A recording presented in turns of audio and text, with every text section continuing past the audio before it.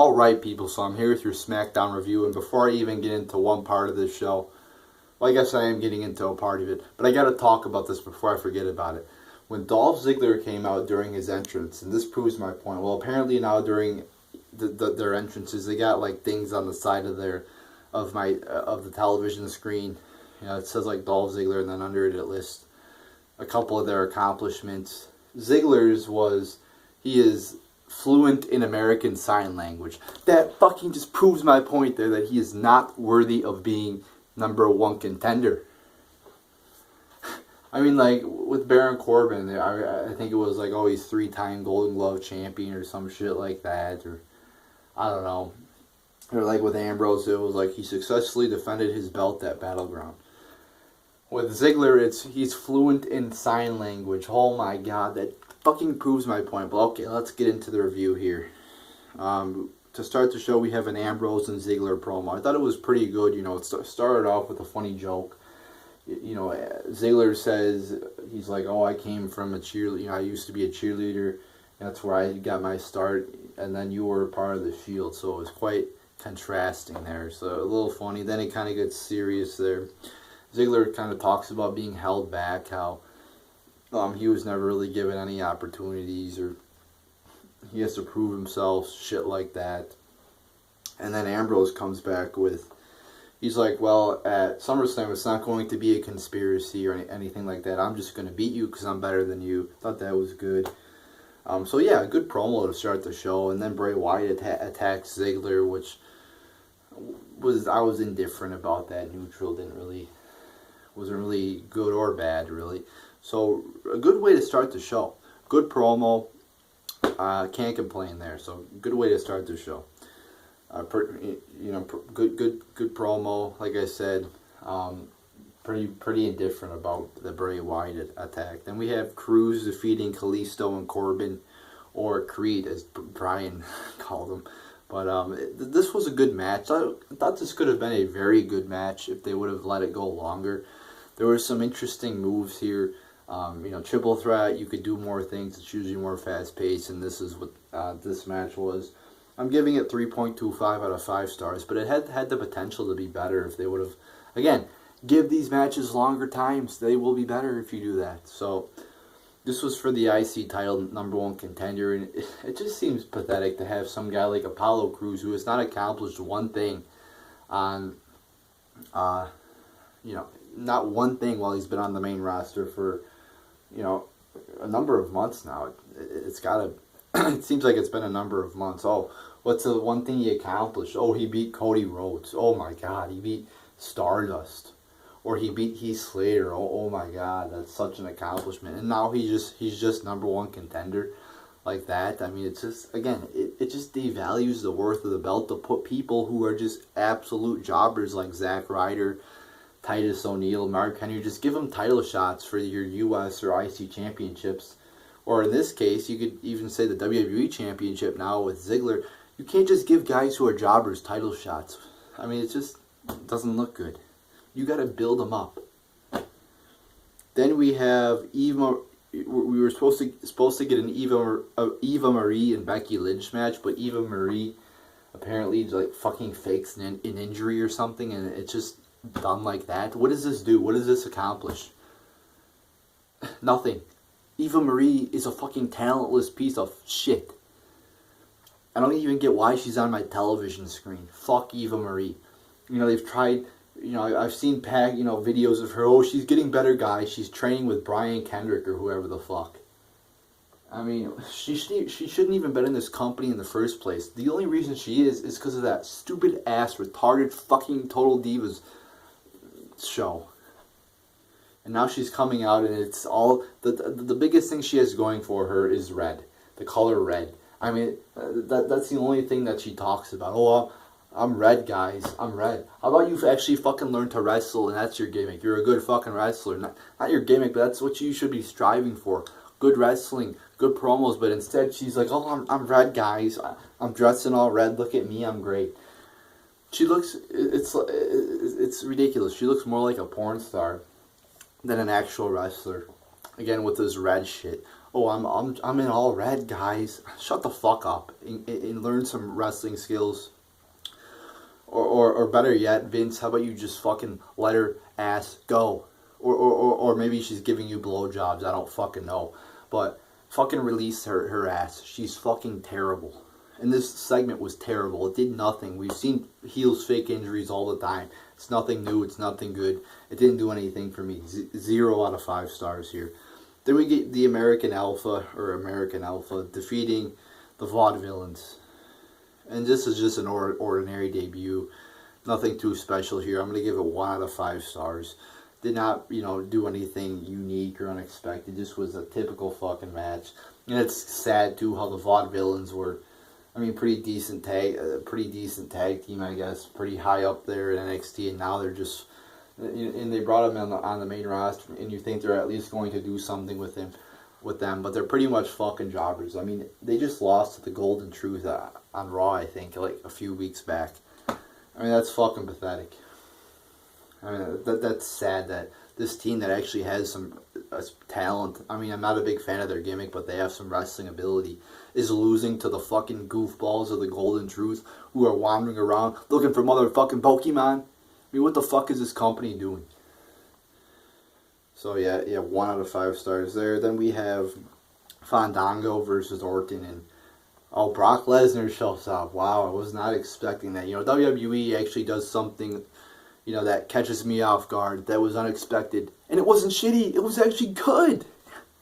I was not expecting Lesnar to appear on Smackdown, but he did, and I was fucking happy as shit. So yeah. I got a smile on my face. Lesnar came. It wasn't anything intricate or anything like that. Lesnar comes in, F5s, and then he leaves. There we go, people. So, happy to see Lesnar come there. That was cool. I was complaining about, Orton's on Raw, or Orton's on SmackDown, Lesnar's on Raw. How are they going to build this? Well, I gotta say, so far, it's been fine. We've had Orton on, Orton came to Raw, Lesnar came to SmackDown, so far it's going good. They got 2 weeks left to, figure out what the fuck they're going to do, but so far, my complaints, I guess, you could say, have been answered. I've been satisfied pretty much with the build up here. It's been pretty good, so cannot complain. So that was good there. Very happy with that fucking. It wasn't even about the match. It was just basically about Lesnar. So I was happy there with Lesnar appearing and F5ing Orton. So good fucking segment there.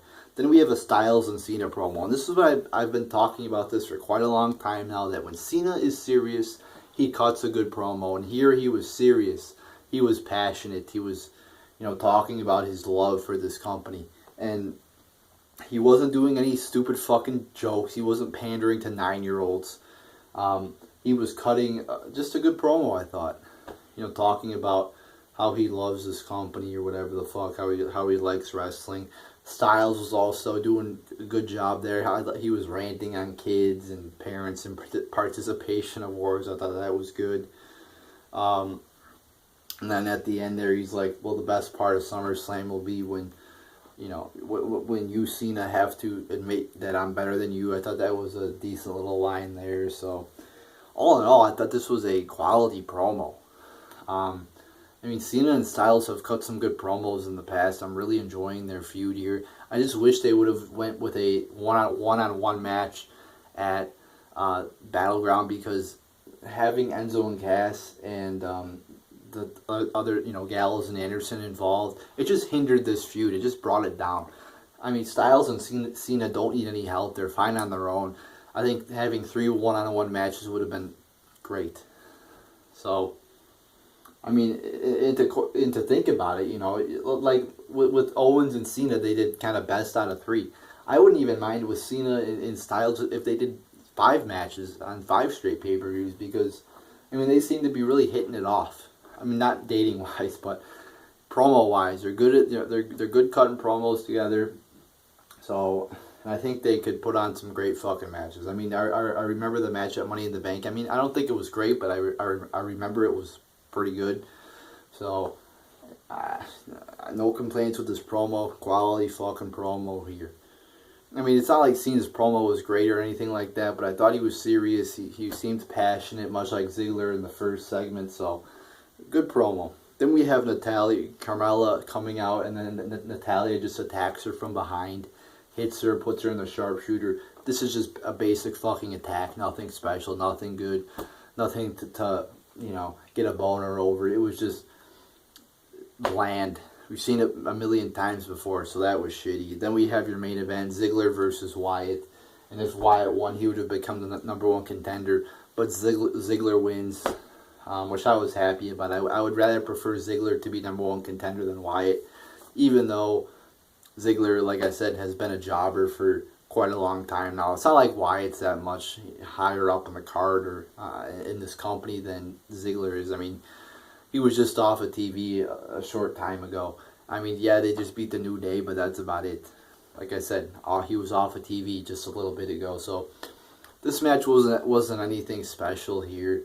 I'm going to give it 0.75 out of 5 stars. Kind of just, you saw the wrestlers doing their typical moves during this match. It wasn't anything special. So yeah, 0.75 out of 5 stars. Ziggler wins, so it remains the same. So, I mean, like, instead of having this match, I mean, you could have did a little bit. You could have had something with Ziggler and Ambrose instead of something with Ziggler and Wyatt. I mean, you did have the promo at the start of the show, but it doesn't help that you could do more. But I guess this kind of plays into the storyline, though, how Ziggler wants to prove himself. That's kind of what they're going with. Ziggler wants to prove himself, I guess, because nobody thinks he's good or whatever the fuck. So I guess it's okay. I take that back, because they cut a promo at the start of the show here. It was a good promo, so I can't complain, actually. This is live, people. I don't edit out shit, so sometimes thoughts are going on in my head live as I'm doing this video here. It's not like I'm reading a fucking teleprompter, right there like politicians do, but overall, cannot really complain about this show. It had, going through this, the matches and segments here, it had good promo to start the show, good triple threat match. Lesnar showing up was good. Good Cena and Styles promo. So it had 4 good things on the show. So I'm going to give it 6 out of 10 stars. I mean, pretty good show tonight. What the hell? Let's bump it up to 6.25 out of 10 stars, because we haven't had a good show in quite a while. So we'll give him an extra quarter star for putting on a good show when we haven't seen a good show in quite a while. So I gotta say, SmackDown was much better than Raw this week. I'm happy. There was actually a good show. It wasn't actually total shit. It was actually nice to watch. It wasn't a burden to watch. It didn't feel like I was working. It actually felt like it was something that, it wasn't great, but it was pretty good show. So there you go, people. 6.25 out of 10 stars. Hopefully they keep it up, but like I said, I doubt they will. It's only one good show, so maybe they've decided to actually put on some good shit moving forward, but I doubt it. But tonight was a good show. So there you go, people. There's your SmackDown review.